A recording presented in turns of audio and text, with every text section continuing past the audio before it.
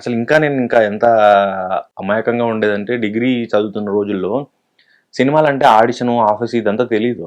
ఏదో entrance exam ఉంటుంది అనుకునేవాడిని నేను. ఓ మొదటి దర్శకుడు ఎవరు, మొదటి నటుడు ఎవరు, మొదటి సినిమా ఎప్పుడు, ఇది ఎగ్జామ్ పెడతారేమో అనుకునేవాడిని నేను.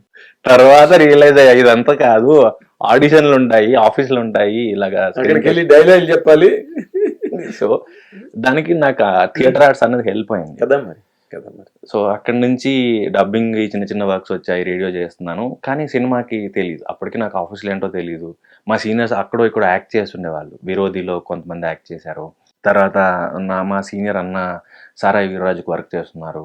సో అక్కడక్కడ ఈ అన్న ఈ సినిమాకి పనిచేస్తాడు, ఈ అన్న ఈ సినిమా లింకులు వచ్చినాయి ఉన్నారు. సో వెళ్ళి వాళ్ళని అడిగేవాడిని, అన్న ఏం చేయాలి, ఎలా చేయాలి. సో అప్పుడు అసిస్టెంట్ డైరెక్టర్గా చేయని ఎవరు తెలిసిన వాళ్ళు చెప్పారు. చాలా మంది అలాగే వచ్చారు, హీరోలు, యాక్టర్లు. సర్కిల్ ఉంటుంది, అప్పుడు బెటర్గా తెలుస్తుంది ఆఫీసులు ఏమున్నాయి, ఏం రోల్స్ ఉన్నాయని. నువ్వు ఏడీగా చేస్తూనే అందులో ఒక రోల్ అడగచ్చు, ఇట్లా ఏదో చెప్పారు. సరే చేస్తా, దాంట్లో ఏముందని. అప్పుడు ఏడీగా ఉంటే చెప్పండి అని అడిగాను తెలిసిన వాళ్ళందరినీ. అందులో ఒక కన్నా పిల్లోడికి యాక్టింగ్ నేర్పించు, ఏడీగా పనికి వస్తుంది, ఏదో పని ఉంది అన్నాడు. సరే అని చిన్న పిల్లోడు, ఒక 5 ఏళ్ళ పిల్లోడికి యాక్టింగ్ నేర్పించుకుంటూ, తర్వాత తెలిసిందంటే ఆయనే సినిమా స్టార్ట్